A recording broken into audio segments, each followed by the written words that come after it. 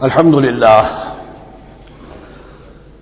للہ وکفی والصلاة والسلام علی عباده الذین اصطفی خصوصاً علی افضلهم وخاتم النبیین محمد الامین وعلی آلہ وصحبہ اجمعین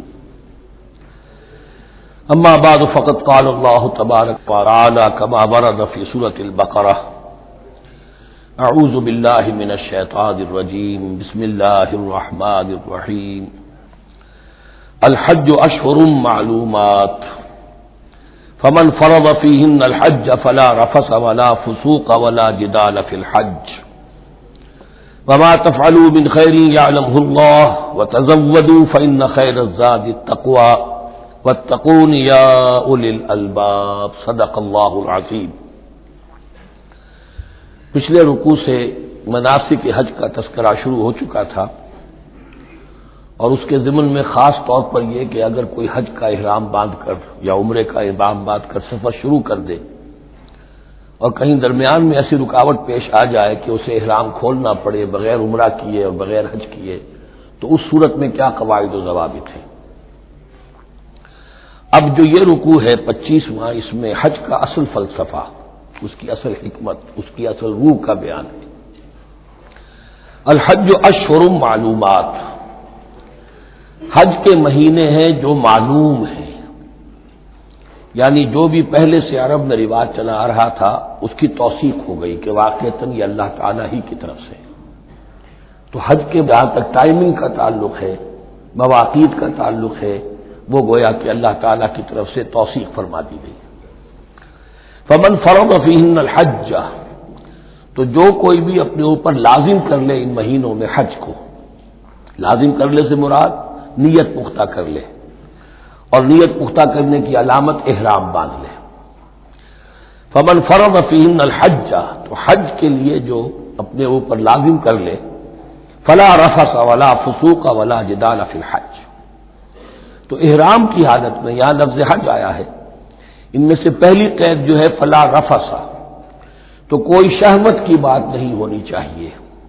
میاں بیوی بھی ساتھ حج کر رہے ہیں تو احرام کی حالت میں وہی قید ہے کہ جو اعتکاف کی حالت میں ہے۔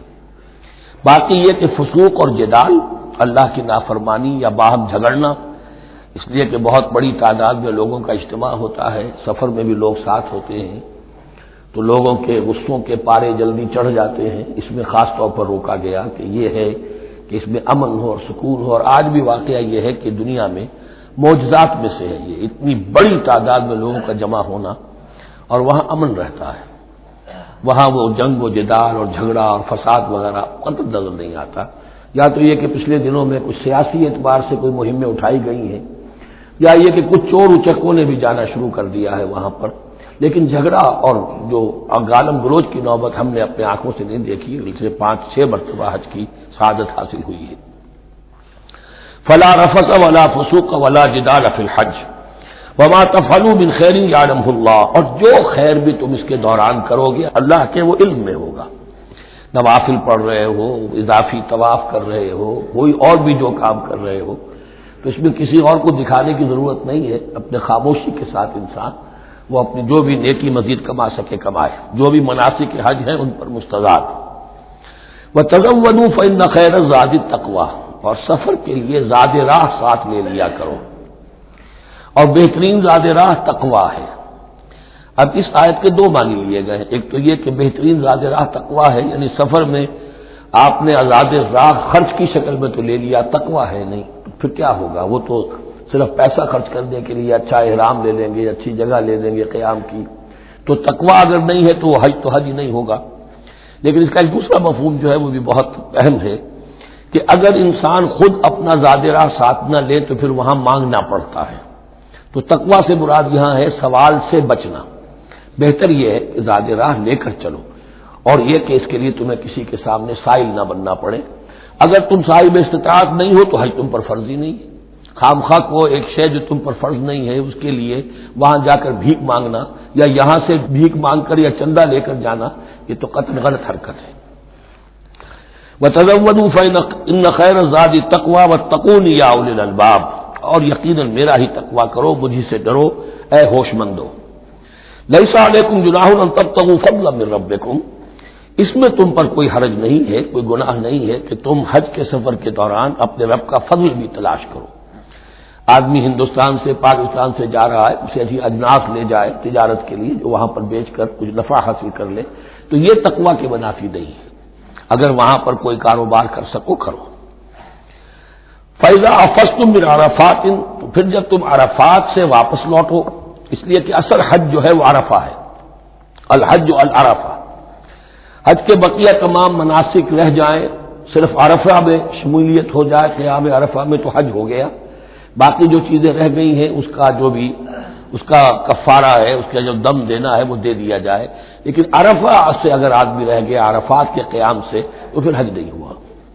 اب یہاں سے جب لوٹتے ہو تو فاذکروا اللہ عند المشعر الحرام، یہ ٹائم ٹیبل نوٹ کر لیجئے کہ اصل میں 8 کی شام کو مکے سے نکلتے ہیں 8 ذی الحج کو، اور رات منا میں گزارتے ہیں، پھر 9 کا دن ہے اصل یوم عرفہ، 9 ذی الحج، صبح کو نکلتے ہیں، قافلے چلتے ہیں اور کہیں دوپہر تک، اور دوپہر سے بھی ہو سکتا ہے تاخیر ہو جائے، لیکن کوشش ہوتی ہے کہ ظہر سے پہلے پہنچ جایا جائے، لیکن ظہر اور عصر دونوں ملا کر پڑھ لی جائیں عرفات میں داخل ہونے سے پہلے۔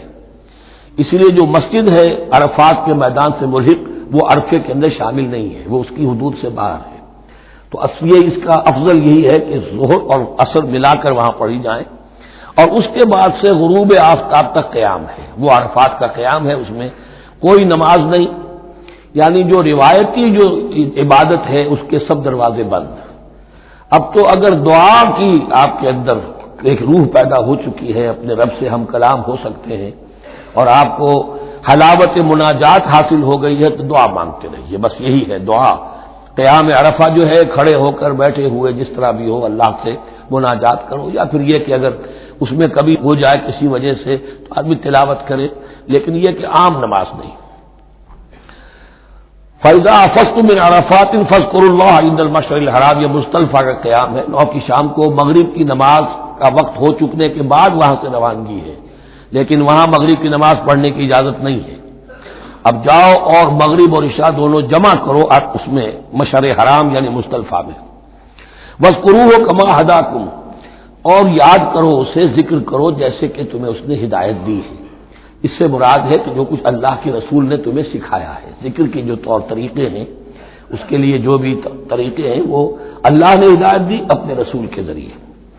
وَإِن كُنتُم مِّن قَبْلِهِ لَمِنَ الضَّالِّينَ، اور یقیناً اس سے پہلے تو تم گمراہ لوگوں میں سے تھے، تمہیں معلوم نہیں تھا، حج کی شکل باقی رہ گئی تھی، اس کی روح ختم ہو گئی تھی، اس کے مناسک میں بھی تم نے رد و بدل کر دیا تھا، وہ آگے آ رہا ہے۔ ثم افیضوا من حیث افاض الناس، پھر پلٹو وہیں سے جہاں سے کہ سب لوگ پلٹتے ہیں۔ قریش نے یہ کہا تھا کہ ہماری خاص حیثیت ہے کہ ہم تو منا ہی میں مقیم رہیں گے، باہر سے آنے والے لوگ عرفات جائیں اور عرفات سے پھر واپس لوٹیں، یہ سارے مناسک ہمارے لیے نہیں ہیں، ہم تو مکے والے ہیں اور ہماری شان یہ ہے کہ ہم عرفات نہیں جائیں گے، منا ہی میں قیام رہے گا۔ یہاں بتایا گیا کہ یہ تم نے غلط بات ایجاد کر لی ہے، ثم افیضوا من حیث افاض الناس، جہاں سے سب لوگ لوٹتے ہیں یعنی میدان عرفہ سے، وہیں سے لوٹیں۔ واستغفروا اللہ، اللہ سے استغفار کرتے رہو، ان اللہ غفور رحیم، یقینا اللہ بخشنے والا رحم فرمانے والا ہے۔ فَإِذَا قَضَيْتُم مَّنَاسِكَكُمْ، اور جب تم اپنے یہ مناسک ادا کر لو، پورے کر لو، فاذکروا اللہ کذکرکم آباءکم، تو اب اللہ کا ذکر کرو جیسے کہ تم اپنے آباء و اجداد کا ذکر کرتے رہے ہو، جس شد و بد کے ساتھ۔ وہاں یہ ہو گیا تھا کہ پھر بنا میں جب یہ ٹھہرتے تھے تو اپنے آباء و اجداد کے قصیدے بیان کیے جا رہے ہیں، جیسے ہمارے ہاں ہوتا ہے، جو دیہاتی لوگ ہوتے ہیں، راجپوت لوگ ہوتے ہیں، ان کے میراثی ہوتے ہیں، اسی طرح وہاں شعراء ہوتے تھے قبائل کے، وہ ان قبیلوں کی مدح بیان کرتے تھے، ان کے بڑے بزرگوں کی، اسلاف کی جو ہے عظمت بیان کرتے تھے۔ اللہ کا ذکر ختم ہو چکا تھا، فرمایا جس شد و مد کے ساتھ تم اپنے آباء و اجداد کا ذکر کرتے رہے، اب اسی شد و مد کے ساتھ، بلکہ او اشد ذکرا، بلکہ اس سے بھی زیادہ شد و مد کے ساتھ اب اللہ کا ذکر کرو۔ فَمِنَ النَّاسِ مَن يَقُولُ رَبَّنَا آتِنَا فِي الدُّنْيَا وَمَا لَهُ فِي الْآخِرَةِ مِنْ خَلَاقٍ، لوگوں میں سے وہ بھی ہیں جو یہی کہتے رہتے ہیں رب ہمیں دے دے دنیا ہی میں، ایسے لوگوں کے لیے آخرت میں کوئی حصہ نہیں ہے۔ یعنی وہاں پہنچ کر بھی ساری دعائیں ان کی دنیاوی چیزوں کے لیے، مال کے لیے، اولاد کے لیے، ترقی کے لیے، اور دنیا کی جو بھی چیزیں ہیں، اپنی کوئی مشکلات ہیں ان کے رفع کرنے کے لیے، کیونکہ ان کے دلوں میں دنیا بسی ہوئی ہے۔ اشربوا فی قلوبہم الدنیا، ان کے دلوں میں جیسے بنی اسرائیل کے دلوں میں بچڑے کا تقدس ملا دیا گیا تھا اور محبت، اسی طرح ہمارے دلوں میں دنیا کی محبت ہے، تو وہاں جا کر بھی دنیا ہی کی دعائیں ہیں۔ فَمِنَ النَّاسِ مَن يَقُولُ رَبَّنَا آتِنَا فِي الدُّنْيَا وَمَا لَهُ فِي الْآخِرَةِ مِنْ خَلَاقٍ، ظاہر بات ہے ایسے لوگوں کے لیے پھر آخرت میں کوئی حصہ نہیں ہے۔ وَمِنْهُم مَن يَقُولُ، اور ان میں سے وہ بھی ہے جو یہ کہتے ہیں ربنا آتنا فی الدنیا حسنۃ وفی الآخرۃ حسنۃ وقنا عذاب النار، پروردگار ہمیں اس دنیا میں بھی خیر عطا فرما اور آخرت کا بھی خیر عطا فرما اور ہمیں بچا لے آگ کے عذاب سے۔ اب دنیا کا خیر جو ہے سب سے بڑا وہ ایمان ہے، ہدایت ہے۔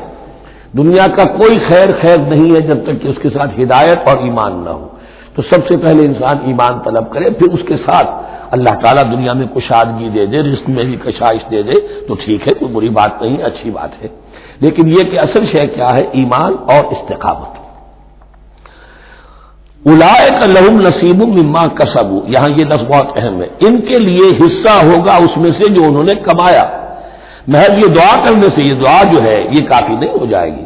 اول تو یہ نوٹ کر لیجئے، یہی وہ دعا ہے جو رکن یمانی سے لے کر، جو بھی ہر چکر ہوتا ہے اس کا طواف کا، جو رکن یمانی سے لے کر حجر اسود تک کا جو دورہ ہے، اس میں یہ دعا مانگی جاتی ہے، ربنا آتنا فی الدنیا حسنۃ وفی الآخرۃ حسنۃ وقنا عذاب النار۔ اولئک لہم نصیب مما کسبوا، ان کے لیے حصہ ہے اس میں سے جو انہوں نے کمایا۔ اچھا، اس میں سے جو انہوں نے کمایا، اس میں سے کیوں؟ وہ تو سارا ملنا چاہیے، لیکن بندے کو ڈرتا رہنا چاہیے کہ ممکن ہے اس میں سے کسی مسئلے میں میری نیت میں کوئی فساد آ گیا ہو، ممکن ہے اس میں سے میرے کسی عمل کے اندر کوئی کمی رہ گئی ہو، کوتاہی رہ گئی ہو، اس لیے یہ نہ سمجھ لے کہ جو بھی کچھ کیا ہے اس کا اجر لازماً ملے گا۔ مما کسبوا، جو انہوں نے کمایا ہے اس میں خلوص ہے، اس میں بے ریائی ہے، اس میں تمام جو بھی اس کے آداب اور شرائط ہیں ملحوظ رکھے گئے ہیں، تو ان کو ان کا حصہ ملے گا۔ واللہ سریع الحساب، اور اللہ تعالیٰ کو حساب چکانے میں دیر نہیں لگتی، بہت جلدی حساب کر لے گا۔ اب تو ہمارے سامنے نقشے موجود ہے، کمپیوٹر سے کتنی جلدی حساب ہو جاتا ہے، تو اللہ کے ہاں تو پتہ نہیں کیسا سپر کمپیوٹر ہوگا کہ اسے حساب نکالنے میں دیر نہیں لگے گی۔ وَاذْكُرُوا اللَّهَ فِي أَيَّامٍ مَّعْدُودَاتٍ، اور ذکر کرو اللہ کا گنتی کے چند دنوں میں۔ یہ لفظ یہاں پر پھر آ گیا ہے اس بات کی وضاحت کے لیے جو میں نے عرض کیا تھا کہ ابتدائی جو حکم تھا روزے کا، ایام معدودات، وہ 3 دن کے روزے تھے، اس لیے کہ یہاں بھی معدودات کا لفظ آیا ہے، فی ایام معدودات، اور سب کو معلوم ہے یہ 3 دن ہیں، 11ویں 12ویں 13ویں تاریخ جو ہے ذی الحج کی، کہ پھر یوم نحر کے بعد 3 دن یہاں پر قیام ہے، مبیت ہے، وہ 3 دن ہے ایام معدودات۔ فمن تعجل فی یومین، تو جو کوئی 2 دن ہی میں جلدی سے واپس آ جائے فلا اثم علیہ، یعنی 3 دن پورے نہیں کرتا، 2 دن ہی میں واپسی کو اختیار کر لیتا تو کوئی گناہ اس پر نہیں ہے۔ ومن تأخر، اور جو پیچھے رہے یعنی 3 دن کی مقدار پوری کر لے فلا اثم علیہ لمن اتقى، تو اس پر بھی کوئی گناہ نہیں، لیکن شرط ہے تقوی۔ جو 2 دن میں چلا گیا تقوی تھا تو بھی اللہ تعالیٰ کے ہاں اس کا اجر محفوظ ہے، جو 3 دن رہا تقوی ہے، تیسرے دن اس نے کچھ اور ہی حرکتیں نہ شروع کر دی ہوں، جی اکتایا ہوا ہے اور طبیعت کے اندر جو ہے وہ ٹھہراؤ نہیں ہے، تو وہ تیسرا دن اس کے لیے کوئی خاص مفید نہیں ثابت ہوگا، لیکن یہ کہ اصل شے جو ہے اللہ کے ہاں جو چیز کے شرط لازم ہے قبولیت کے لیے وہ تقوی ہے۔ لمن اتقى واتقوا الله واعلموا انکم الیہ تحشرون، اور اللہ کا تقوی اختیار کرو اور یہ مستحضر رکھو اپنے ذہن میں کہ تمہیں اسی کی جانب جمع کر دیا جائے گا، تم سب کے سب ہانک کر لے جاؤ گے اسی کی جناب میں۔ وَمِنَ النَّاسِ مَن يُعْجِبُكَ قَوْلُهُ فِي الْحَيَاةِ الدُّنْيَا، اب یہ منافقین میں سے ایک گروہ کا خاص ایک تذکرہ ہو رہا ہے۔ ایک منافق تو ہوتے تھے کہ جو عام ہیں، ان کی زبانوں پر بھی نفاق واضح طور پر ظاہر ہو جاتا تھا، اور ایک قسم کے منافق وہ ہوتے تھے بڑے چاپلوس، چرب زبان، کہ ان کی گفتگو دیکھیے تو وہ تو بڑے مخلص ہیں اور بڑے ہی فداکار ہیں اور بڑے ہی آپ کے ساتھ ان کا تعلق جو ہے وہ نیک نیتی پر مبنی ہے، ان کی زبانیں جو ہے معلوم ہوتا ہے کہ اس میں تو سب گھی شکر گھلا ہوا ہے، لیکن یہ کہ ان کا کردار انتہائی خراب ہوتا ہے، اور پھر وہ جب واپس جاتے ہیں باتیں کرنے کے بعد یا باتیں بنانے کے بعد تو ان کا کردار جو ہے وہ فساد پر مبنی ہوتا ہے۔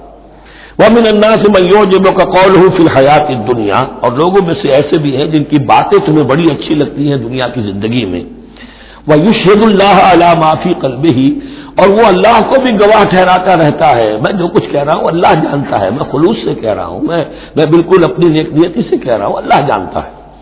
وَهُوَ أَلَدُّ الْخِصَامِ، حالانکہ فی الواقع وہ دشمن ہے بہت سخت، الد بہت شدید، اور خصام خصم دشمن کے لیے آتا ہے۔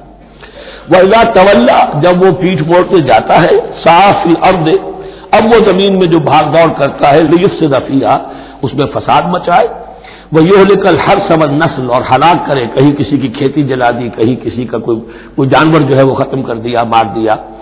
وَاللَّهُ لَا يُحِبُّ الْفَسَادَ، اللہ تعالیٰ کو فساد بالکل پسند نہیں ہے۔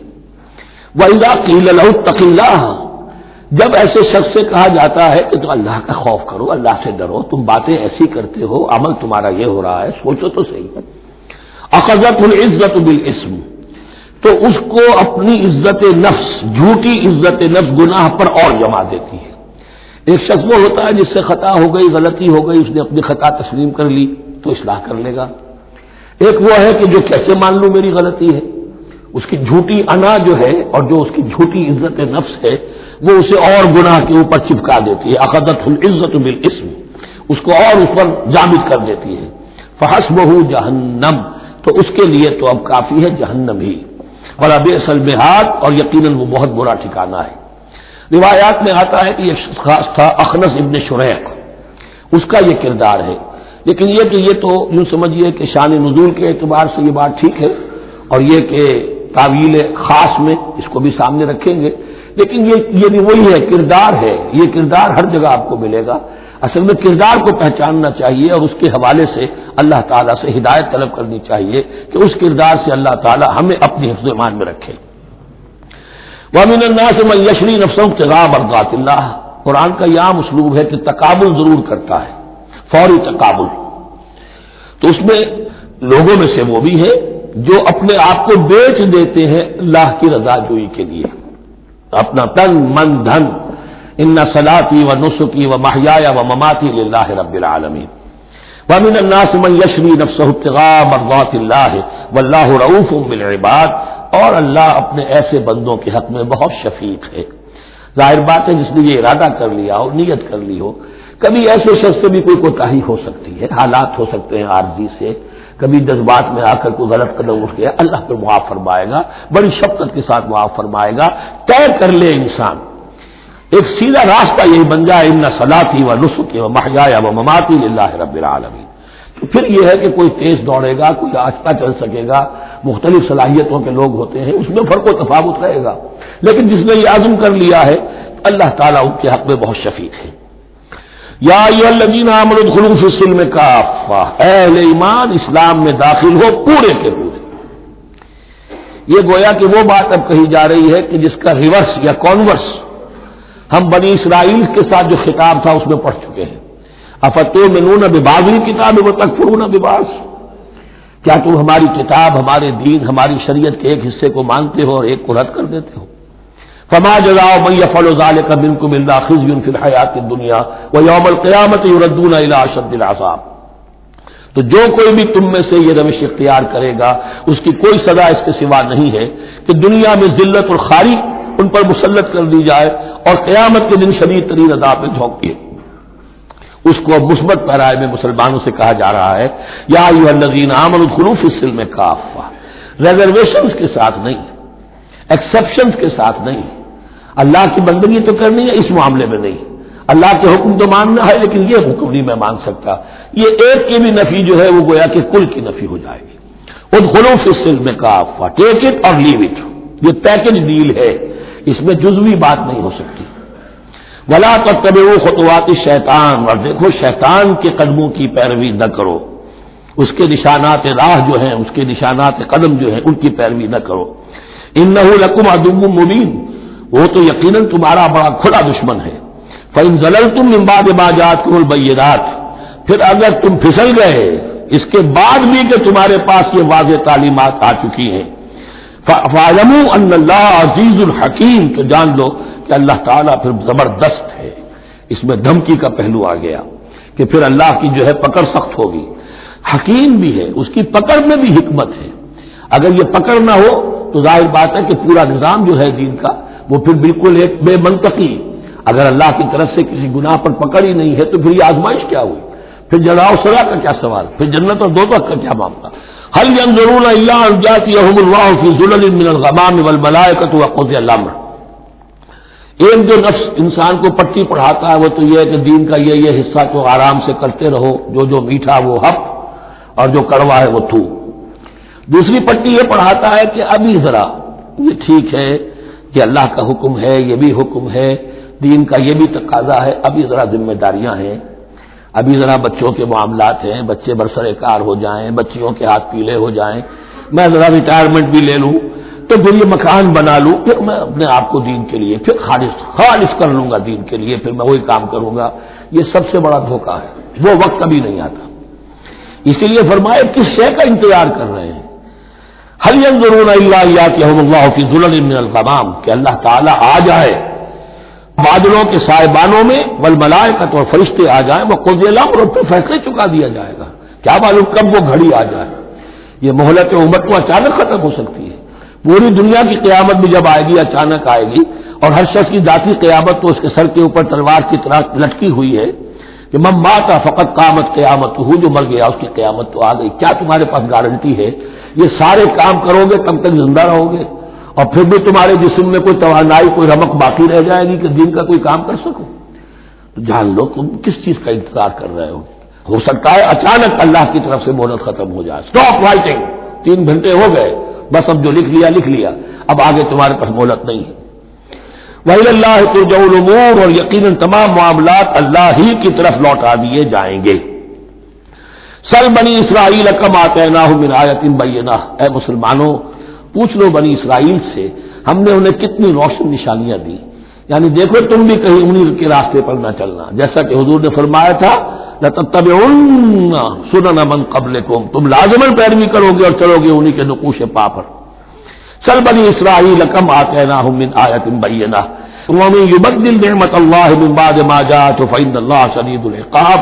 لیکن جو شخص اللہ کی اس نعمت جو اس کے پاس آ گئی ہے اس میں تبدیلی کرتا ہے، اس میں تحریف کرتا ہے، یا اس میں تحریف کرتا ہے یا اپنے آپ کو بدل لیتا ہے، من بعد ما جاءت ہو، اس کے بعد کہ وہ نعمت اس کے پاس آ گئی، فإن اللہ شدید العقاب، تو یہ جان لو اللہ پھر سزا دینے میں بھی سخت ہے.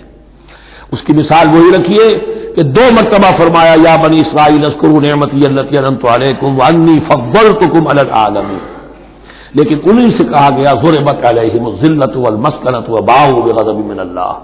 اور یہ مضمون بھی دوبارہ پھر آ جائے گا سورہ آل عمران میں. زین للذین کفروا الحیات الدنیا، ان کافروں کے لیے دنیا کی زندگی جو ہے بڑی مزین کر دی گئی ہے، ان کے نگاہوں میں کھب گئی ہے. یہاں کی چمک دمک ہے، شان و شوکت ہے، لمبی لمبی کاریں ہوں چمکیلی نئے ماڈل کی، بڑی اونچی اونچی بلڈنگیں ہوں، حویلیاں ہوں، اعلیٰ کوٹھیاں ہوں. اب یہ ساری چیزیں کس کو اچھی نہیں لگتی، لیکن یہ کہ کفار کے دلوں میں ان کی محبت اتنی پل جاتی ہے کہ پھر کوئی اچھی بات ان کے کوئی زندگی میں نہیں رہتی، نہ کوئی اچھی بات اثر کرتی ہے. اہل ایمان کو بھی اگر ایمان کے ساتھ یہ نعمتیں ملے، قل من حرم زینۃ اللہ التی اخرج لعبادہ والطیبات من الرزق، کو اچھا کھانا، اچھا پینا، اچھا پہننا کو حرام نہیں ہے، کو اللہ نے کس کو لوگوں کے لیے ممنوع نہیں کیا، لیکن دین کے تقاضے ادا کر کے، اللہ کا حق ادا کر کے اور حلال سے کما کر، تب کوئی حرج نہیں. زین للذین کفروا الحیات الدنیا، کافروں کے لیے دنیا کی زندگی کو مزین کر دیا گیا ہے. وہ حدیث میں ذہن میں لے آئیے، دنیا سجن المومن و جنت الکافر، یہ دنیا جو ہے مومن کے لیے ایک قید خانہ اور کافر کے لیے باغ ہے. وَيَسْخَرُونَ مِنَ الَّذِينَ آمَنُوا، اور وہ مذاق اڑاتے اہل ایمان کا. دیکھو ان فینیٹکس کو، ان پاگلوں کو، ان بے وقوفوں کو. وَيَسْخَرُونَ مِنَ الَّذِينَ آمَنُوا وَالَّذِينَ اتَّقَوْا وَالَّذِينَ اتَّقَوْا فَوْقَهُمْ يَوْمَ الْقِيَامَةِ، اور جن لوگوں نے تقویٰ کی روش اختیار کی تھی قیامت کے دن اب وہ ان کے اوپر ہوں گے. اور بلکہ ہمیں سورہ مطففین میں تو آگے چل کر پتہ چلے گا پھر اہل ایمان ان کا مذاق اڑائیں گے. واللہ یرزق من یشاء بغیر حساب، اور اللہ تعالیٰ رزق عطا فرمائے گا جس کو چاہے گا بغیر حساب. یہ جنت کی طرف اشارہ ہے. اب یہ جو آیت آ رہی ہے پھر ایک طویل آیت ہے، جسے میں نے عرض کیا تھا بڑے بڑے حسین اور خوشنما حکمت کے اور علم کے اور معرفت کے پھول جو ہیں وہ اس بنتی میں بن دیے گئے ہیں. دو کلڑیاں یعنی شریعت، عبادات اور معاملات. دو لڑیاں انفاق اور جہاد، قتال، جہاد بالمال، جہاد بالنفس، اور ان میں یہ پھول آ جاتے ہیں عظیم. اس کو میں نے عنوان دیا ہے آیت الاختلاف. آیت الآیات، آیت البر، اور یہ آیت الاختلاف. اختلاف کیوں ہوتا رہا ہے؟ اور یہ بہت اہم ہے اس لیے کہ جو وحدت ادیان کا فلسفہ دنیا میں کچھ لوگوں کی طرف سے پیش ہوتا ہے، اس کا ایک حصہ صحیح ہے اور ایک حصہ غلط ہے. صحیح کون سا ہے، غلط کون سا ہے، وہ اس آیت سے معلوم ہوگا. کان الناس امۃ واحدۃ، اس میں کوئی شک نہیں. پہلے تو انسان سب کے سب ایک امت تھے. حضرت آدم کی نسل، حضرت آدم نبی ہے تو امت تو ایک ہی تھی. جب تک کہ ان کے اندر گمراہی پیدا نہیں ہوئی، اختلافات نہیں ہوئی، شیطان نے کچھ لوگوں کو نہیں ورگلایا، اس وقت تک تو کان الناس امۃ واحدہ، تمام انسان ایک ہی امت تھے. اب یہاں تو سمجھ لیجئے کہ یہاں اس کے بعد ایک حرف محذوف ہے، ثم اختلفوا، پھر ان میں اختلافات ہوئے، فساد پیدا ہوا، کچھ لوگوں نے گمراہی کی روش اختیار کر لی. ایک بیٹا اگر حابیل تھا تو دوسرا قابیل بھی تھا. فبعث اللہ النبیین مبشرین ومنذرین، تو اب اللہ نے نبیوں کو بھیجنا شروع کیا جو بشارت دیتے تھے نیکوکاروں کو اور جو خبردار کرتے تھے غلط کاروں کو. وانزل معهم الکتاب بالحق لیحکم بین الناس فیما اختلفوا فیہ، اور اللہ نے ان کے ساتھ کتاب نازل فرمائی اپنی، تاکہ وہ حق کے ساتھ نازل فرمائی، تاکہ وہ فیصلہ کر دے لوگوں کے مابین ان امور میں جن میں انہوں نے اختلاف کیا تھا. وَمَا اخْتَلَفَ فِيهِ إِلَّا الَّذِينَ أُوتُوهُ مِن بَعْدِ مَا جَاءَتْهُمُ الْبَيِّنَاتُ بَغْيًا بَيْنَهُمْ، اور پھر جو اختلاف کیا ان میں سے تو نہیں کیا اختلاف کرنے والوں نے مگر جن کو کہ وہ کتاب دی جا چکی تھی، ہدایت دی جا چکی تھی، من بعد ما جاءتهم البينات، اور اس کا سبب کیا تھا؟ بغيًا بينهم. یہ لفظ میں نے پہلے بھی نوٹ کروایا تھا، بغيًا بينهم، دی ارج ٹو ڈومینیٹ، صدم صدہ. سارا فساد دنیا میں جو ہوتا ہے دی ارج ٹو ڈومینیٹ. آدمی جو ہے میں اس کی بات کیوں مانوں، یہ کیوں نہ میری مانے. یہ ہے کہ جس میں جو بھی سربراہی اور بالادستی حاصل کرنے کی جو ایک انسان کے اندر ایک ہے امنگ ہے، یہ امنگ رکھی گئی ہے انسان میں. جہاں انسان کے اندر اچھے میلانات رکھے گئے، برے بھی رکھے گئے، نفس بھی تو انسان ہی میں ہے. اس لیے کہ انہی کی درمیان حق و باطل کی کشمکش چلتی ہے انسان کے باطن میں. حق و باطل کی ایک کشاکش انسان کے باطن میں چلتی ہے، ایک خارج میں چلتی ہے. تو فرمایا پھر ہم نے اپنے رسول بھیجنے شروع کیے. فبعث اللہ النبیین مبشرین ومنذرین وانزل معهم الکتاب بالحق لیحکم بین الناس فیما اختلفوا فیہ وما اختلف فیہ الا الذین اوتوہ من بعد ما جاءتهم البینات بغیا بینہم فہدی اللہ الذین آمنوا لما اختلفوا فیہ من الحق باذنہ. تب اس کے بعد اللہ تعالی نے ہدایت دی ان لوگوں کو جو ایمان لائے ان چیزوں کے بارے میں جس میں کہ وہ اختلاف کر چکے تھے حق سے، اپنے حکم سے اللہ نے ان کو ایمان کی طرف ہدایت فرما دی. واللہ یہدی من یشاء الی صراط مستقیم، اور اللہ ہدایت دیتا ہے جس کو چاہتا ہے سیدھے راہ کی طرف. لیکن اس کا دوسرا ترجمہ یہ بھی ہوگا اللہ ہدایت دیتا ہے اس کو جو چاہتا ہے. من یشاء، من یشاء میں اللہ کی مشیت بھی ہے اور جو ہدایت کا طالب ہوتا ہے. واللہ یہدی من یشاء، جو چاہتا ہے ہدایت کا طالب ہوگا، یہ اللہ کے ذمے ہے. اللہ نے اسے اپنے اوپر ایک ذمہ داری سمجھا ہے کہ اس کو یقیناً ہدایت دے گا. والذین جاہدوا فینا لنہدینہم سبلنا، جو ہمارے راستے میں کوششیں کریں گے، حق کی طرف بڑھنا چاہیں گے، ہم لازماً ان کو راستہ دکھائیں گے، اپنے راستوں کی طرف ان کی رہنمائی کریں گے. یہ اللہ نے اپنے ذمے لیا. ام حسبتم، اب بڑی سخت آیت آ رہی ہے، یہ بھی بڑی لرزا دینے والی آیت ہے. اب دیکھیے صحابہ کرام میں سے ایک بڑی تعداد تھی کہ جو مکے کی سختیاں جھیل کر آئے تھے، مہاجرین. ان کے لیے تو اب جو بھی مراحل آئندہ آنے والے تھے وہ کوئی ایسے ثقیل نہیں تھے، ایسے مشکل نہیں تھے. وہ سختیاں تو وہاں نہیں انہوں نے جھیلنی تھی کہ جو کہ مکے میں مہاجرین نے جھیلی تھی. اب ان سے ہے خاص طور پر روئے سخن، اگرچہ خطاب عام ہے اور یہ قرآن مجید میں عام طور پر آپ کو ملے گا کہ الفاظ عام ہیں، لیکن آپ اگر دیکھیں گے تو روئے سخن کسی خاص طبقے کی طرف ہے. تو یہاں در حقیقت ان کو بتایا جا رہا ہے. ام حسبتم ان تدخلوا الجنہ، کیا تم نے یہ سمجھا تھا کہ جنت میں داخل ہو جاؤ گے؟ ولما یاتکم مثل الذین خلوا من قبلکم، حالانکہ ابھی تک تو تمہارے اوپر وہ حالات و واقعات تو وارد ہی نہیں ہوئے جو ان پر ہوئے تھے جو تم سے پہلے تھے. مستہم الباساء، انہیں آ لیا پہنچی ان کو سختی بھوک کی. والضراء اور تکالیف، وزلزلوا اور وہ ہلا مارے گئے، حتی یقول الرسول والذین آمنوا معہ متی نصر اللہ، یہاں تک کہ پکار اٹھا وقت کا رسول اور جو ان کے ساتھ اہل ایمان تھے، کب آئے گی اللہ کی مدد، الا ان نصر اللہ قریب، اب انہیں یہ خوشخبری دی گئی کہ آگاہ ہو جاؤ اللہ کی مدد قریب ہے۔ یعنی اللہ آزماتا ہے، یہ وہی بات ہے جو اس سے پہلے آ چکی ہے 19ویں رکوع میں بالکل شروع میں، وَلَنَبْلُوَنَّكُمْ بِشَيْءٍ مِّنَ الْخَوْفِ وَالْجُوعِ وَنَقْصٍ مِّنَ الْأَمْوَالِ وَالْأَنفُسِ وَالثَّمَرَاتِ، ہم لازماً آزمائیں گے۔ یہ کوئی پھولوں بھرا راستہ نہیں ہے، پھولوں کی سیج نہیں ہے، حق کا راستہ ہے، یہ کانٹوں بھرا بستر ہے، کانٹوں بھرا راستہ ہے، اس کے لیے ذہناً تیار ہو جاؤ۔ در رہے منزل لیلا کہ خطر ہاست بسے، شرط اول قدمی نفس کے مجنو باشی، دیکھ سمجھ کر آؤ۔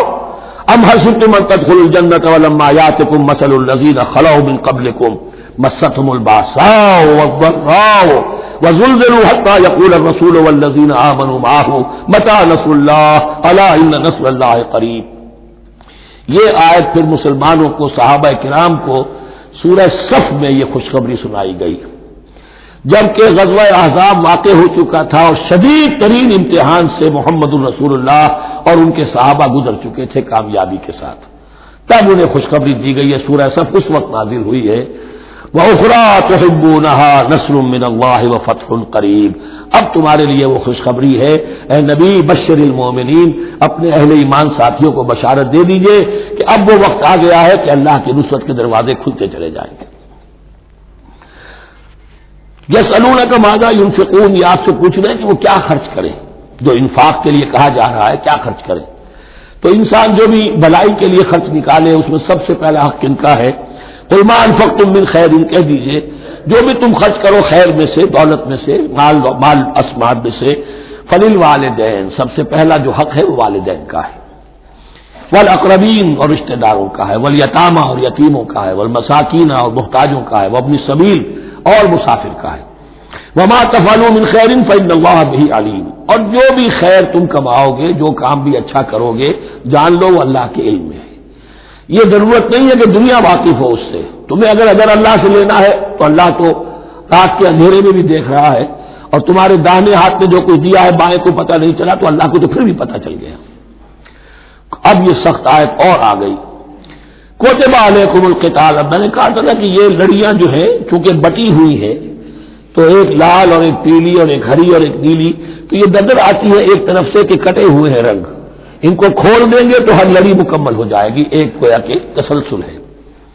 کتب علیکم القتال وہو کرہ لکم، مسلمانوں اب تم پر جنگ فرض کر دی گئی ہے اور وہ تمہیں گراں گزر رہی ہے۔ یہ مضمون اصل میں اس سے پہلے سورہ محمد نازل ہو چکی ہے اور اس میں قتال کی فرضیت آ چکی ہے، اس کا نام سورۃ القتال بھی ہے، لہذا اس کے حوالے سے کچھ لوگ جو ہے وہ پریشان ہو رہے تھے، اور میں نے آپ سے عرض کیا تھا منافقین بھی یہی کہتے تھے کہ بھائی صلح جوئی سے کام لو، بس دعوت و تبلیغ کے ذریعے سے لوگوں کو ٹھیک راستے پر لاؤ، یہ جنگ ونگ جو ہے، لڑائی بھڑائی، اس میں تو بہت خرابی ہے، یہ کوئی اچھا کام تو نہیں ہے۔ اب یہاں یہ ہے کہ فرض کیا جا رہا ہے اللہ کی راہ میں جنگ کرنا، تو اس حوالے سے کہا جا رہا ہے کہ اس میں جہاں منافقین کہتے تھے، جن مسلمانوں کا ایمان قدرے کمزور تھا وہ منافق تو نہیں تھے، لیکن یہ کہ ایمان اتنا پختہ نہیں تھا، ابھی تازہ تازہ ایمان لائے تھے، مدینے کے اندر ابھی وہ ایمان لائے ہیں، ان کی تربیت کے مراحل ابھی گزرے ہی نہیں، تو ان میں سے بھی بعض لوگوں کے دلوں میں اب انقباض پیدا ہو رہا تھا۔ کتب علیکم القتال وہو کرہ لکم، تم پر، اب دیکھیے کتبہ کا لفظ آ گیا ہے، کتب علیکم الصیام، کتب علیکم القصاص فی القتل، کتب علیکم اذا حضر احدکم الموت ان ترک خیرا الوصیہ، وصیت کا حکم آیا کتبہ، روزے کا حکم آیا کتبہ، اسی طریقے سے فرضیت قتال ہے۔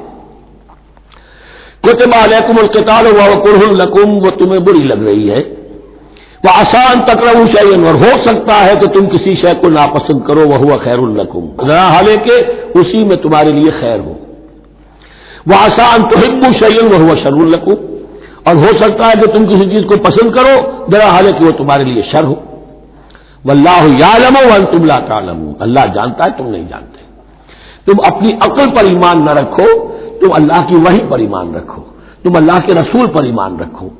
جس وقت کے لیے جو حکم موضوع تھا اس وقت وہ حکم تھا. کفو ایدیکم، 14 برس تک تمہیں قتال سے منع کیا گیا، اب فرض ہو رہا ہے قتال. اب تمہارے لیے لازم وقت کا جو ہے امر الحال کو پہچانو. واللہ یعلم وانتم لا تعلمون.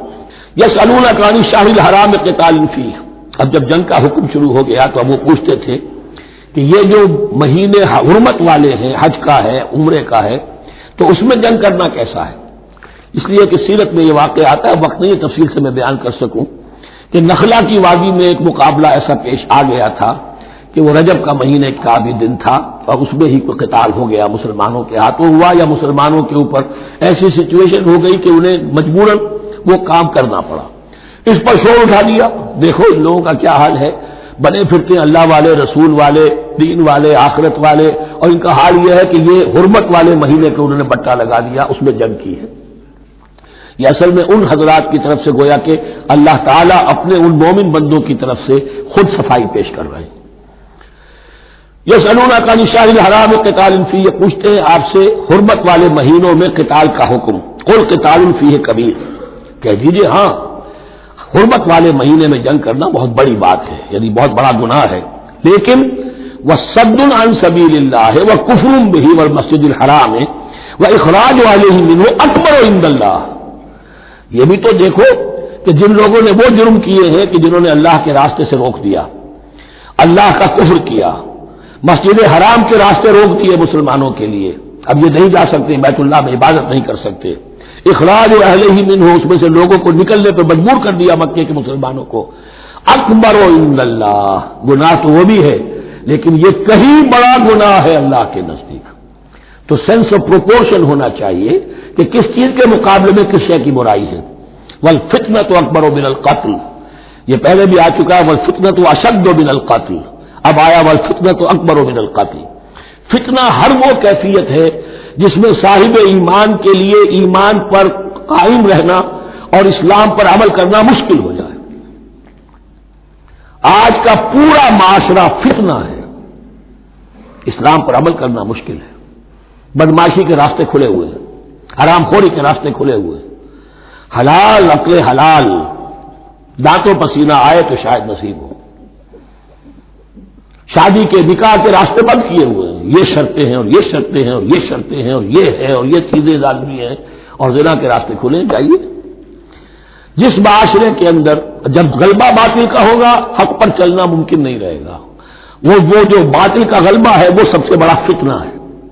بل فتنہ تو اکبر من القتل، فتنہ جو ہے بہت بڑی شے ہے قتل کے مقابلے میں. ولا یزالون یقاتلونکم حتی یردوکم عن دینکم ان استطاعوا، اور سن لو یہ لوگ تم سے جنگ کرتے رہیں گے یہاں تک کہ لوٹا دیں تمہیں اپنے دین سے، اگر وہ کر سکتے ہوں. وہ تو تلے ہوئے ہیں اس پر کہ تمہیں لوٹا کر لے جائیں گے اپنے دین سے. یہاں اشارہ ہو رہا ہے مشرکین مکہ کی طرف، کیونکہ اب یہ تمہید چل رہی ہے سورہ بقرہ کے اندر غزوہ بدر کے لیے. اب اس کے بعد غزوہ بدر ہونے والا ہے، اس کے لیے ذہنی تیاری. ولا یزالون یقاتلونکم حتی یردوکم عن دینکم ان استطاعوا، وہ تو اپنی کوشش کرتے رہیں گے کہ تمہیں تمہارے دین سے پھرا کر لوٹا کر واپس لے جائیں اگر ان میں طاقت ہے. ومن یرتد منکم عن دینہ، اور سن لو جو بھی کوئی تم میں سے پھر گیا، مرتد ہو گیا اپنے دین سے، فیمت، اور اسی حالت میں اس کی موت آ گئی، وہو کافر، کہ وہ کافر ہی تھا، فاولئک حبطت اعمالهم فی الدنیا والآخرہ، تو یہ وہ لوگ ہوں گے کہ جن کے تمام اعمال دنیا اور آخرت میں حبط ہو گئے. پہلے کتنے ہی نیکیاں کی ہوئی تھیں، کتنے ہی نمازیں پڑھی ہوئی تھیں، کتنا ہی جو ہے انفاق کیا تھا، صدقات دیے تھے، کچھ بھی کیا، سب کا سب زیرو ہو جائے گا. وَأُولَٰئِكَ أَصْحَابُ النَّارِ هُمْ فِيهَا خَالِدُونَ، اور وہ ہوں گے جہنم والے اور رہیں گے اس میں ہمیشہ ہمیشہ. ان الذين آمنوا والذين هاجروا وجاهدوا في سبيل الله اولئك يرجون رحمت اللہ واللہ غفور رحیم. یقیناً وہی لوگ جو ایمان لائے اور جنہوں نے ہجرت کی اور جہاد کیا اللہ کی راہ میں، یہ وہ لوگ ہیں جو اللہ کی رحمت کے امیدوار ہیں. بڑا لطیف طنز ہے ان پر. جا رہے ہیں حرام کے راستے پر، اللہ رحمت فرمائے گا. اللہ رحمت نہیں فرماتا، اللہ کی رحمت کا مستحق بننا پڑتا ہے. اللہ کی رحمت کا مستحق وہی ہے. ان الذین آمنوا والذین ہاجروا وجاہدوا فی سبیل اللہ اولئک یرجون رحمت اللہ، وہ امیدوار ہیں اللہ کی رحمت کے، وہ امید کرے تو ان کی امید بجا ہے۔ واللہ غفور الرحیم، اور یقیناً اللہ تعالیٰ غفور الرحیم ہے۔ یسألونک عن الخمر والمیسر، اب دیکھیے یہاں سے شریعت کا جو بلو پرنٹ اب تیار ہونا شروع ہوا، کچھ احکام پہلے آ چکے اور کچھ احکام اب آ رہے ہیں، تو بیچ بیچ میں یہ لڑیاں جو ہے کٹی ہوئی ہیں۔ یہ آپ سے پوچھ رہے ہیں نبی صلی اللہ علیہ وسلم شراب اور جوئے کے بارے میں، قل فیہما اسم کبیر، اے نبی ان سے کہہ دیجئے کہ ان دونوں کے اندر بہت بڑے گناہ کی پہلو ہے، ومنافع للناس، اور لوگوں کے لیے کوئی منفعتیں بھی ہیں، واسمہما اکبر من نفعہما، اور ان کا جو گناہ کا پہلو ہے وہ نفع کے پہلو سے بڑا ہے، بس یعنی اشارہ کر دیا کہ چھوڑ دو اس کو، اب تمہاری عقل سلیم کے حوالے معاملہ ہے، حقیقت تم پر کھول دی گئی، یہ ابتدائی حکم ہے لیکن حکم کے پیرائے میں نہیں، بس یہ ہے کہ کچھ فائدے بھی ہیں، وہ تو ہے میں سے غرض نشاط ہے کہ شروع سیاہ کو ایک گونا بے خودی مجھے دن رات چاہیے، اور میں کدے کی راہ سے ہو کر گزر گیا ورنہ سفر حیات کا بے حد طویل تھا۔ یہ حکمت سمجھ لیجئے کہ جوئے میں اور میسر میں کیا چیز مشترک ہے کہ دونوں کو جمع کیا گیا۔ شراب میں بھی انسان حقائق سے اپنے آپ کو منقطع کرتا ہے اور محنت سے جی چراتا ہے، doesn't want to see the facts، مواجہہ کرنے کو تیار نہیں، فیس کرنے کو تیار نہیں ہے bitter facts آف لائف کو، تو میں ایک گونا بے خودی مجھے دن رات چاہیے۔ اور جوا بھی محنت کی نفی ہے، چانس، داؤ لگاؤ، ایک ہے محنت سے ایک آدمی کما رہا ہے، مشقت کر رہا ہے، کھوکھا ہے یا کوئی چھابڑی لے کے جا رہا ہے یا کچھ اور کام ریڑھی چلا رہا ہے، وہ اپنی کوئی کمائی کر رہا ہے، اور ایک یہ داؤ لگاؤ، داؤ سے کمانا، چانس پر کمانا، یہ بھی محنت کی نفی ہے۔ تو یہ دونوں کے اندر اصل میں علت ایک ہی ہے۔ یسألونک عن الخمر والمیسر قل فیہما اسم کبیر ومنافع للناس واسمہما اکبر من نفعہما ویسألونک ماذا ینفقون قل العفو، اور یہ پوچھتے ہیں کتنا خرچ کریں، انفقوا انفقوا انفقوا وانفقوا فی سبیل اللہ ولا تلقوا بایدیکم الی التہلکہ، یہ آیت پر کل پڑھ چکے ہیں۔ اپنے آپ کو اپنے ہاتھوں ہلاکت میں نہ جھونکو، کتنا خرچ کرے، کچھ ہمیں مقدار بھی بتا دی جائے۔ فرمایا قول العفو، جو بھی تمہاری ضرورت سے زائد ہے۔ اللہ یہ بھی نہیں کرتا کہ اپنی ضرورتوں کو بھی تم پیچھے ڈال دو، نہیں، ضرورتیں اپنی پوری کرو، پھر جو اب تمہارے پاس ہے، اب یہ سمجھیے کہ جو ایک کمیونسٹ فلسفی ہے اس میں بھی ایک اصطلاح سرپلس ویلیو، ایک سرپلس ویلیو یہ ہے عفو، جو تمہاری ضروریات سے زائد ہے، یہ سرپلس ویلیو ہے، یہ اللہ کی راہ میں دے دو۔ اس کو بچا کر رکھنا جو ہے اللہ پر آپ بے اعتمادی کا اظہار کر رہے ہیں کہ اللہ کل نہیں دے گا مجھے، میں بچا کے رکھوں۔ یسألونک ماذا ینفقون قل العفو، لیکن اس میں یہ ہے کہ ضرورتیں کتنی ہیں، کیا ہے، اس کا کوئی پیمانہ مقرر نہیں کیا۔ یہ ہے باطنی روح، جس کے اندر اللہ کی محبت اور آخرت کا ایمان بڑھتا جائے گا، وہ اتنا ہی اپنی بیلٹ ٹائٹ کرے گا، اپنی ضرورتیں کم کرے گا، اپنے معیار زندگی کو پست کرے گا، اور زیادہ سے زیادہ جو ہے اللہ کی راہ میں دے گا۔ یہ اصول یہ ہے کہ ہر شخص یہ دیکھے کہ جو میری ضرورت سے زائد ہے اسے میں ریٹین نہ کروں، اسے میں دے۔ اس انفاق پر پورے 2 رکوع آگے آنے والے ہیں سورہ مبارکہ میں۔ کذالک یبین اللہ لکم الآیات لعلکم تتفکرون، اسی طرح اللہ تعالی اپنی آیات تمہارے لیے واضح کر رہا ہے تاکہ تم تفکر کرو، غور کرو، فی الدنیا والآخرہ، تمہارا یہ غور دنیا کے بارے میں بھی ہونا چاہیے، آخرت کے بارے میں۔ دنیا میں بھی اسلام رہبانیت نہیں سکھاتا، نہ کھاؤ نہ پیو، چلے کشی کرو، چلے جاؤ جنگلوں میں، نہیں۔ اسلام متمدن زندگی کی تعلیم دیتا ہے، گھر گھرستی ہے، شادی کرو، بیوی بچوں والے رہو، ان کے بھی حقوق کو ادا کرو، ان کا بھی پیٹ تمہیں پالنا ہے، تو تفکر فی الدنیا والآخرہ، آخرہ کے لیے۔ لیکن یہ کہ اس میں ریشیو پروپورشن رہنی چاہیے، دنیا کی کتنی قدر و قیمت ہے، آخرت کی کتنی قدر و قیمت ہے، اس کو جان لو، اسی کے حساب سے ایلوکیشن اگر نہیں ہے تو پھر یہ کہ سینس آف پروپورشن اگر غلط ہو گیا تو ظاہر بات ہے کہ پھر ہر چیز تل پٹ ہو جائے گی۔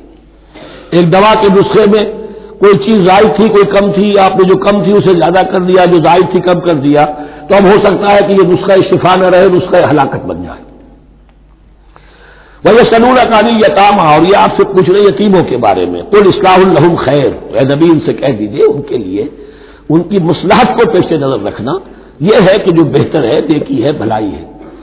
اصل میں سورہ بنی اسرائیل کی آیت جو ہے وہ لوگوں کے سامنے تھی، وَلَا تَقْرَبُوا مَالَ الْيَتِيمَ إِلَّا بِالَّتِي هِيَ أَحْسَنُ، مال یتیم کے قریب تک نہ پھٹکو، یعنی گڑبڑ کر لو گے اپنے اموال میں، اس میں سے یہ کہ ہو سکتا ہے کہ ان کا کوئی مال تمہارے پیٹ میں چلا جائے، ہانڈی مشترک ہے، اب اس میں ظاہر بات ہے یتیم نے بھی کھانا ہے، تم نے بھی کھانا ہے، اچھی اچھی بوٹیاں تم نے کھا لی ہیں اور یتیم کے لیے جو ہے خرچہ تو پورا ڈال دیا، لیکن یہ کہ اس کے لیے بیچارے کے لیے چھچڑے چھوڑ دیے۔ تو یہ چیز روکنے کے لیے کہا گیا تھا مکی صورتوں میں وَلَا تَقْرَبُوا مَالَ الْيَتِيمِ إِلَّا بِالَّتِي هِيَ أَحْسَنُ۔ اب صحابہ کے لیے تو یہ چیزیں ایسی تھیں کہ اشارہ ذرا سا ہو گیا اور انہوں نے اس پر عمل کیا، انہوں نے ہڈیاں علیحدہ کر دی تاکہ ان کا خرچہ بالکل علیحدہ رہے۔ اب اس میں تکلیف ہو رہی تھی، ایک گھر کے اندر ہی ایک یتیم ہے، اس کا خرچہ اس کے مال میں سے نکالا جا رہا ہے۔ فرمایا کہ یہ مقصد نہیں تھا، مقصد یہ تھا کہ تم ان کے مال ہڑپ نہ کر جاؤ۔ قل اصلاح لہم خیر، ان کے لیے اصلاح کرنا بھلائی کا ہے۔ وَإِن تُخَالِطُوهُمْ فَإِخْوَانُكُمْ، اگر تم اپنے ساتھ ان کو ملائے رکھو تو وہ تمہارے بھائی ہیں۔ وَاللَّهُ يَعْلَمُ الْمُفْسِدَ مِنَ الْمُصْلِحِ، اللہ جانتا ہے مفسد کو بھی مصلح کو بھی، وہ جانتا ہے کہ یہ آدمی گڑبڑ کر رہا ہے، یہ ہڈیاں علیحدہ کر کے بھی گڑبڑ کر سکتا ہے، اور یہ وہ شخص ہے جو ہڈیاں مشترک کر کے بھی حق پر رہ سکتا ہے۔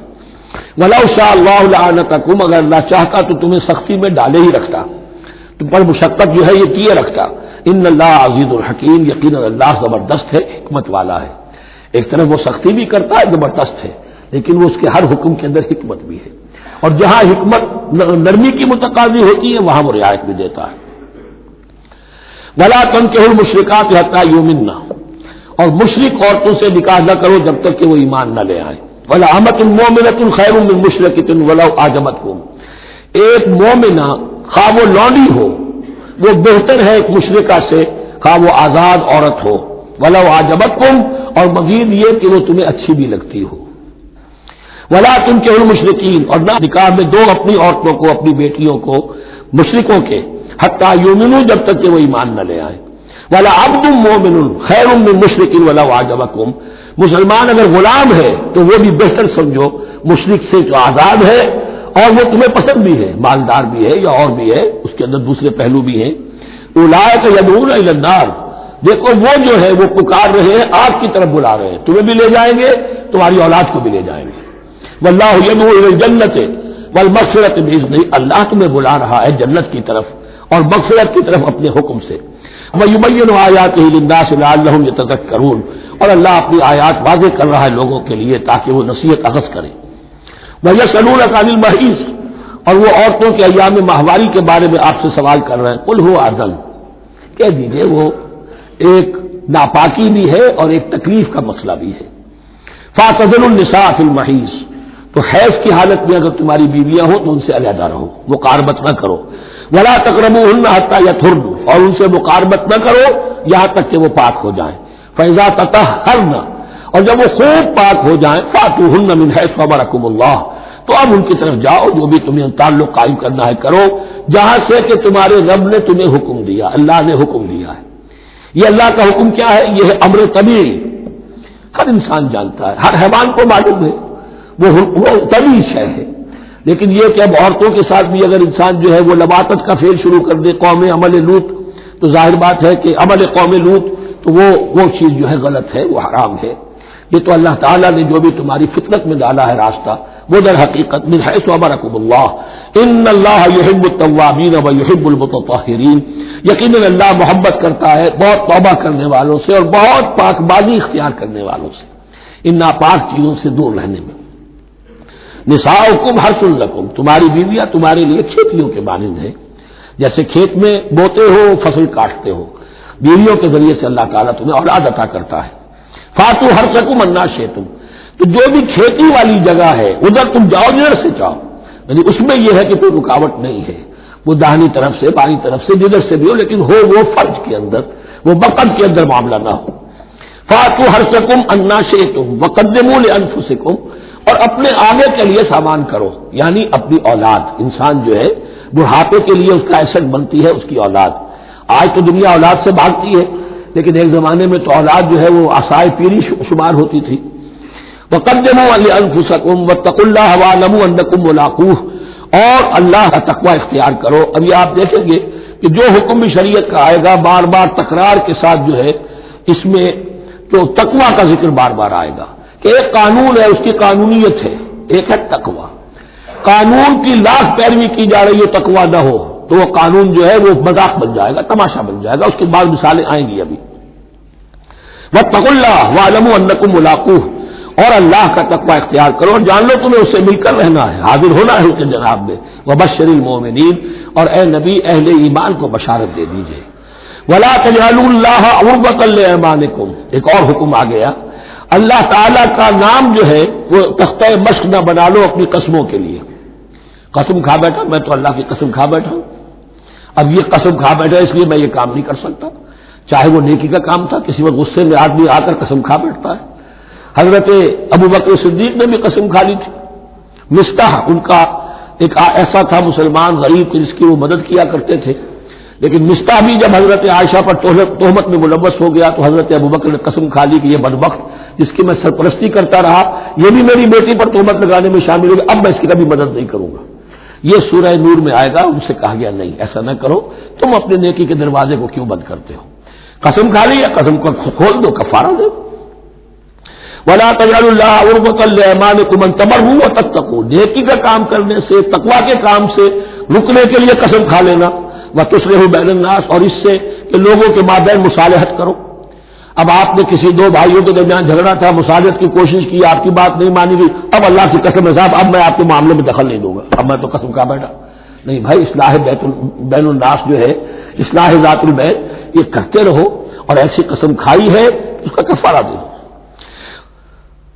واللہ سمیع علیم، اور اللہ تعالیٰ سننے والا اور جاننے والا ہے۔ لا یؤاخذکم اللہ باللغو فی ایمانکم، اللہ تعالیٰ مؤاخذہ نہیں کرے گا تم سے جو تم بغیر مقصد کے، بغیر عزم اور ارادے کے قسم کھا بیٹھتے ہو۔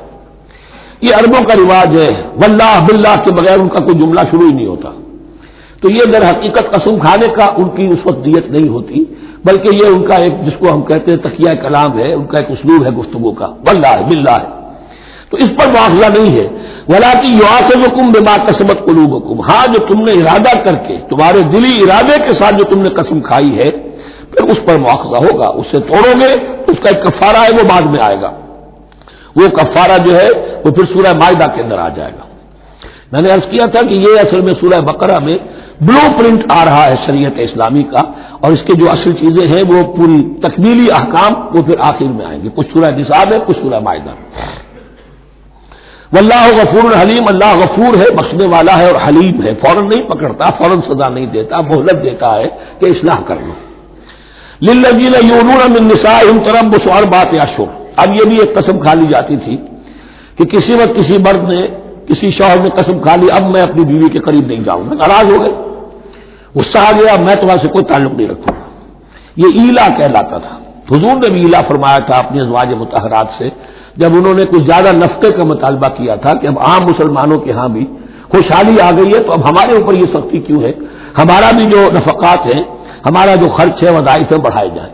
اس پر حضور نے پھر ایلا کیا، اس کا ذکر ہے وہ بعد میں آئے گا، لیکن وہاں عام طور پر لوگ قسم کھا کے بیٹھ جاتے تھے، اب قسم کھا لی ہے، پچھتا بھی رہے، کیا کرے، قسم کھا چکے، اب بیوی کے پاس کیسے جائے؟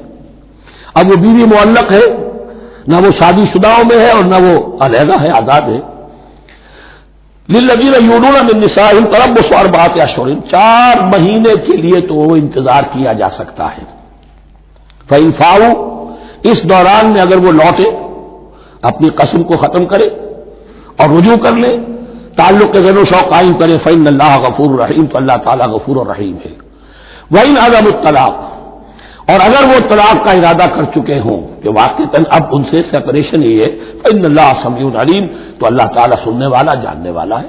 یعنی یہ کہ 4 مہینے سے زیادہ معلق نہ رکھو کسی کو، یا ادھر یا ادھر، یا فیصلہ کرو اور اسے فارغ کرو، اور یا پھر یہ کہ اپنی وہ قسم ختم کرو اور اس کا جو بھی کفارہ ہے وہ ادا کرو۔ اسی پر غالباً قیاس کیا تھا، بلکہ ساتھ ہی سیرت میں آتا ہے کہ حضرت عمر نے حضرت حفصہ سے پوچھ بھی لیا تھا۔ حالانکہ دیکھیے کہ باپ اور بیٹی کا معاملہ ہو رہا ہے اور باپ بیٹی سے سوال کر رہا ہے، دین کے معاملے میں حیا اور شرم کی بات نہیں ہوتی۔ ان اللہ لا یستحی ان یضرب مثلا ما بعوضۃ فما فوقها، تو یہ کہ جو لوگ جہاد پر جاتے تھے کچھ سال بھر گھر واپس نہیں آ رہا، اب ایک طرف تو ان پر مشقت ہے، وہ بیویوں سے دور ہیں، اہل و عیال سے دور ہیں، ادھر عورتیں جو ہیں وہ بغیر شوہروں کے وقت گزار رہی ہیں. تو پوچھا کہ کتنا عرصہ تم سمجھتی ہو کہ ایک عورت اپنی عصمت اور عفت کو سنبھال کر اپنے شوہر کا انتظار کر سکتی ہے؟ تو حضرت حفصہ نے کہا 4 ماہ. اور میں سمجھتا ہوں شاید انہوں نے اسی پر کہا ہو کہ یہ معلق رکھنے کا حکم بھی قرآن مجید میں جو ہے زیادہ سے زیادہ اس کی مہلت 4 مہینے ہے. والمطلقات یتربصن بانفسهن 3 قروء، اور جنہیں طلاق دے دی جائے ان پر لازم ہے کہ وہ اپنے جیوں کو روکے رکھیں 3 حیض تک. یہ عدت ہے. طلاق کے بعد 3 مہینے کی عدت ہے. اس عدت میں یا تو شوہر رجوع کر لے گا اگر 1 یا 2 طلاقیں ہیں، تیسری طلاق ہو گئی تو رجوع کا حق نہیں ہے، وہ بعد میں بات آ جائے گی. اور اسی میں چاہے تو اس کے بعد جب مدت ختم ہو جائے گی تو پھر اب شوہر کا حق ختم ہو جائے گا، اب وہ آزاد ہوگی، لیکن اس مدت کے اندر وہ دوسری شادی نہیں کر سکتی. والمطلقات یتربصن بانفسهن 3 قروء ولا يحل لهن ان يكتمن ما خلق الله في ارحامهن، اور ان کے لیے یہ حلال نہیں ہے، جائز نہیں ہے کہ وہ چھپا لیں جو کچھ کہ اللہ نے پیدا کر دیا ہو ان کے ارحام میں. اگر حمل ٹھہر گیا ہے اور بیوی کو ڈر ہے کہ اب یہ شوہر تو طلاق دے دے گا، وہ اپنا حمل چھپا رہی ہے تاکہ پتہ ہی نہ چلے اس کو، کیونکہ وہ چاہے گی کہ بچہ میرے پاس رہے، بچہ بچی جو بھی ہو. ظاہر بات ہے کہ بچہ اور بچی جو ہے وہ ماں کے لیے تو جگر گوشہ ہے، اس کے جسم کا ٹکڑا ہے، اس کے جسم کا لوتھڑا ہے، تو وہ چھپانے کی ٹینڈنسی ہوتی ہے کہ وہ جھگڑا ہی نہ اٹھے. ولا يحل لهن ان يكتمن، ان کے لیے جائز نہیں ہے کہ وہ چھپائیں ما خلق اللہ فی ارحامهن، جو کچھ کے پیدا کر دیا ہے اللہ نے ان کے رحموں میں. ان كن يؤمن بالله واليوم الاخر، اگر وہ فی الواقع ایمان رکھنے والی ہے اللہ پر اور یوم آخر پر. وبعولتهن احق بردهن في ذلك ان ارادوا اصلاحا، اور یہ جو عدت کی مدت ہے اس میں ان کے شوہروں کو حق حاصل ہے، زیادہ حقدار ہے کہ انہیں لوٹا لیں. اسے رجعت کہتے ہیں، رجوع کیا جا سکتا ہے عدت کے اندر لیکن تیسری طلاق کے بعد نہیں. پہلی طلاق، دوسری طلاق، اس کے بعد دونوں میں جو عدت ہوگی اس میں رجوع کر سکتا ہے شوہر، اس کا اختیار ہے. بیوی کو نہ کہنے کا اختیار نہیں ہے کہ اب تم طلاق دے چکے ہو، اب میں تمہاری بات ماننے کو تیار نہیں ہوں، اس کا اسے حق نہیں ہے. اسے پھر وہ مرد کا جو حق ہے وَبَعُولَتُهُنَّ أَحَقُّ بِرَدِّهِنَّ، وہ زیادہ حقدار ہے کہ انہیں لوٹا لے. فی ذالک، اس مدت کے اندر ان ارادوا اصلاحا، اگر وہ واقعتاً اصلاح ہی چاہتے ہیں. وَلَهُنَّ مِثْلُ الَّذِي عَلَيْهِنَّ بِالْمَعْرُوفِ، اور ان کے لیے حقوق ہیں جو کہ مناسبت سے ہیں ان کی ذمہ داریوں کے. وَلِلرِّجَالِ عَلَيْهِنَّ دَرَجَةٌ، اور مردوں کو ان پر ایک درجہ فوقیت کا، ایک درجہ فضیلت کا، ایک درجہ حقوق کا حاصل ہے. واللہ عزیز الحکیم، اور اللہ زبردست ہے اور حکمت والا ہے.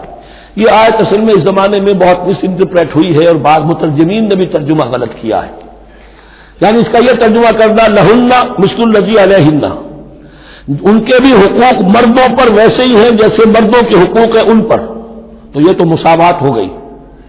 اور مساوات جو اسلامی شریعت میں مرد اور عورت کے درمیان، شوہر اور بیوی کے درمیان نہیں ہے. مراد کیا ہے؟ لام اور اعلیٰ کا جو استعمال ہوتا ہے عربی میں، لام کسی کے حق کے لیے اور اعلیٰ کسی کی ذمہ داری کے لیے. لہن ان کے لیے حقوق ہیں، مثل الذی علیہن جیسے کہ ان پر ذمہ داریاں ہیں. اللہ تعالیٰ نے جیسے ذمہ داری مرد پر ڈالی ہے ویسے حقوق اس کو دیے ہیں. جیسی ذمہ داری عورت پر ڈالی ہے اس کی مناسبت سے کورسپونڈنگلی پروپورشنیٹ جو ہے اس کو بھی حق دے دیے ہیں. اور اس بات کو کھول دیا مساوات کہاں سے آئے گی جب کہہ دیا وَلِلرِّجَالِ عَلَيْهِنَّ دَرَجَةٌ، اور مردوں کو ان پر ایک درجہ حاصل ہے، فوقیت کا درجہ حاصل ہے. واللہ عزیز الحکیم، اب یہ تمہیں پسند ہو تب بھی اور ناپسند ہو تب بھی اللہ تعالی عزیز ہے، حکیم ہے، وہ سب کچھ جاننے والا ہے اور وہ زبردست ہے، جو چاہے حکم دے، اور حکیم ہے، حکمت والا ہے، اس کا حکم حکمت پر مبنی ہے.